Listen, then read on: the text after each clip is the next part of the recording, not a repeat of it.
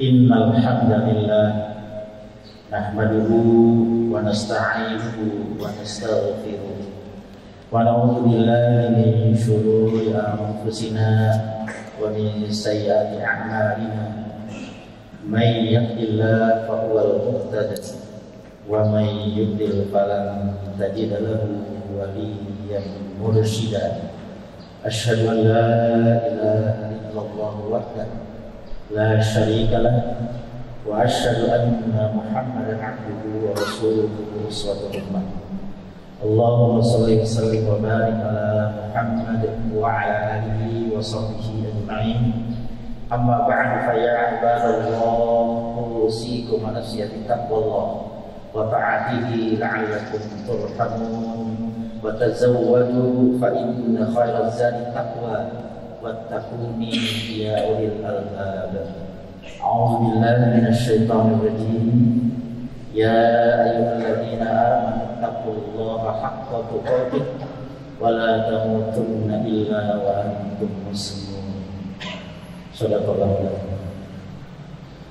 Saudara-saudaraku yang seiman dan sama-sama mengharapkan ridha Allah yang sangat dimuliakan Allah dan yang sangat saya hormati. Alhamdulillah, pada umumnya orang yang beriman menginginkan hidup di dunia ini menjadi hidup bahagia dan selamat serta bahagia di akhirat. Itulah sebabnya setiap kita setelah menunaikan ibadah sholat baik wajib maupun sunat, biasanya setelah berzikir kita berdoa. Doa yang paling tidak lupa kita baca adalah doa yang berbunyi Rabbana atina fid dunya hasanah wa fil akhirati hasanah wa qina adzabannar. Apa cukup dengan doa bahagia itu bisa datang? Apa cukup dengan doa akhirat itu bisa kita dapat? Sama sekali tidak. Doa harus disertai dengan usaha. Bagaimana usaha untuk mendapatkan kebahagiaan di akhirat? Mari kita dengarkan ucapan Ibnu Abbas radhiyallahu anhu, penafsir andal dan terkenal yang Rasulullah memberikan cara untuk mendapatkan kebahagiaan dengan 7 hal. Yang pertama, kita harus memiliki qalbun syakir. Qalbun syakir, hati yang selalu bersyukur kepada Allah. Bersyukur kepada Allah dengan segala nikmat yang diberikannya kepada kita. Iman Allah tidak pernah putus, tidak pernah lalai sedetik pun mengurus, menjaga, memelihara, memberikan segala nikmat yang diberikan kepada kita. Kita datang tidak tahu apa-apa, kita datang tidak tahu apa-apa, dan kita datang tidak bisa apa-apa. Itu semua sudah kita miliki, malah lebih daripada itu. Hanya orang yang bersyukur kepada Allah, semua itu akan ditambah oleh Allah menjadi satu nikmat yang mengantar dia bahagia. Sebagian Allah mengatakan, washkuruli wala takfurun. Bersyukurlah kepadaku, jangan sekali-sekali. Kalau bersyukur, lain syakar berarti dan pasti akan tambah kebahagiaan dan kenikmatan kepada Allah. Tapi sebaliknya, walain kafartum inna adzabi lasyadid. Kalau kamu ingkar, ketahuilah sesungguhnya azab sangat pedih. Baik, kita mudah-mudahan kita selalu menjadi orang yang selalu bersyukur kepada nikmat-nikmat yang diberikan Allah. Yang kedua, kita harus memiliki al-azwajus sholihah, pasangan-pasangan yang soleh. Kalau kita menjadi suami yang soleh. Kalau kemudian kita punya istri yang solehah. Yang belum punya istri berusaha untuk mencari istri yang solehah. Karena suami yang soleh akan selalu melaksanakan perintah Allah dan menjauhi larangan Allah. Semua perintah Allah mengakibatkan kebaikan kepada kita. Semua larangan Allah pasti mencelakakan kita. Orang yang soleh, suami yang soleh, istri yang soleh, kalau selalu menjaga diri dari hal-hal yang dilarang oleh Allah dan selalu melaksanakan perintah-perintah Allah, insya Allah dia akan dijaga, dipelihara Allah dunia sampai akhir.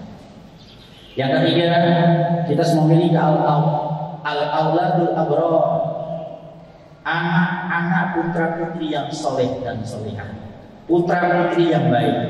yang kuat akidahnya, yang bagus ibadahnya, yang mulia akhlaknya, yang terampil fisiknya, kuat badannya, siap berjuang jalan Allah Subhanahu wa taala.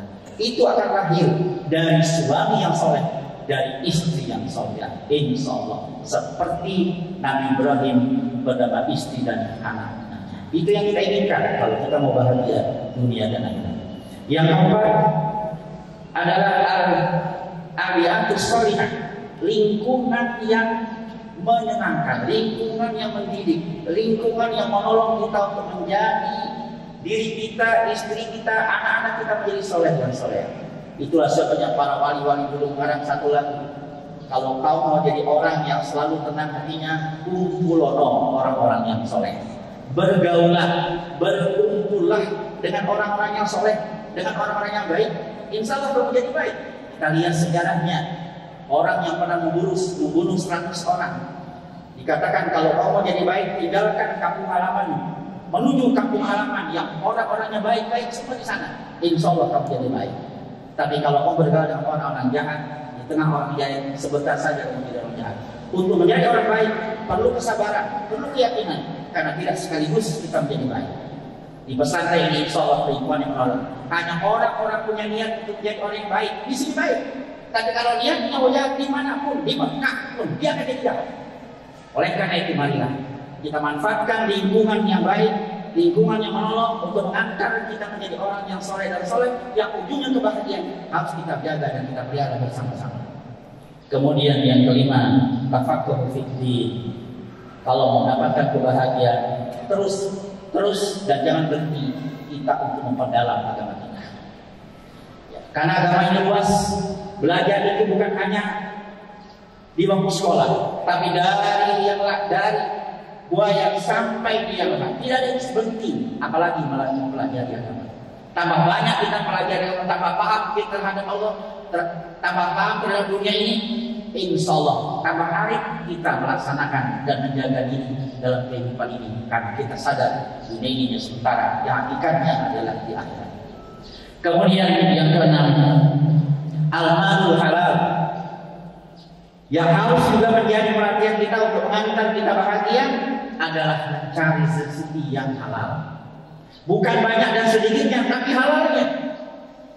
Syukur alhamdulillah kalau kita berusaha dapat rezeki yang halal dan banyak. Kalau tidak bisa banyak dan halal, biarlah sedikit tapi halal, daripada banyak tapi tidak halal tapi haram. Yang lebih parah lagi, sudah sedikit haram lagi. Naudzubillah kita. Yang ideal kita punya rezeki yang halal dan banyak, dan kemudian kita diberikan kekuatan sebagai orang soleh untuk selalu menginfakkan semua apa yang diberikan untuk kepentingan kita juga di dunia. Pernah saya menyampaikan kepada salah seorang keluarga saya yang umurnya sudah hampir 70. Dia bilang, saya sudah tidak bisa ke kebun lagi. Saya sudah tidak bisa melihat kebun saya lagi. Saya bilang, jual aja Pak. Kalau mau dibawa kebunnya, malah kemudian tidak jadi rebutan dari anak-anak yang tidak soleh dan tidak soleha. Karena saya lihat ada sebagian yang tidak soleh, ya itu bisa jadi rebutan. Dia jual saja, kemudian sumbangkan uangnya ke masjid, ke pesantren, kemana saja. Dan itulah hakikat kita sesungguhnya punya harta kalau kita berikan. Tidak Adam in qata amalu illa min salasin. Apabila anak Adam mati, putus selamanya kecuali 3 perkara. Yang pertama, sedekah jariyah. Mudah-mudahan kita yang kaya, yang punya uang, rajin-rajinlah bersedekah untuk masa depan kita dan kebahagiaan kita.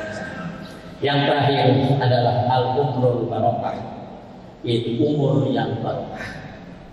Kalau dari sejak awal, dari sejak muda kita mengantar menjadi orang yang soleh, kemudian umur 40 tahun kita menjadi orang soleh, 50 tahun menjadi orang soleh, terus insya Allah kita akan mengakhiri hidup ini dengan husnul khotimah.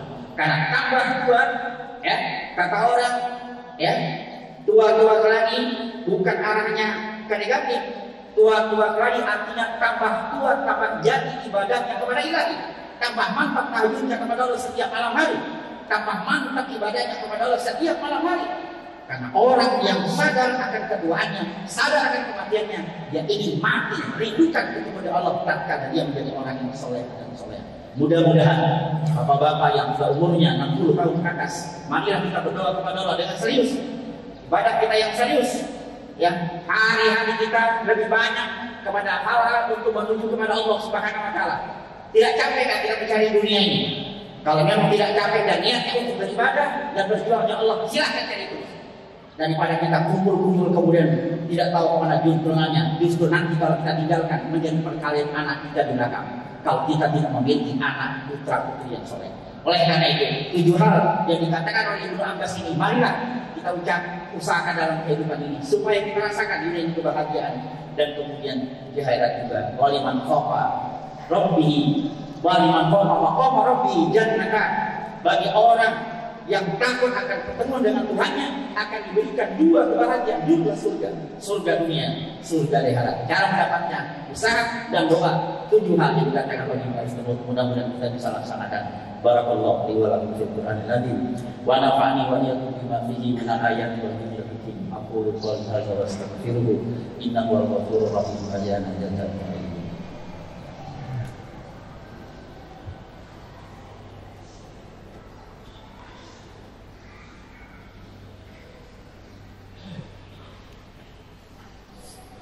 Alhamdulillah wassalatu wassalamu ala Rasulillah wa ala alihi wa sahbihi wa mawala.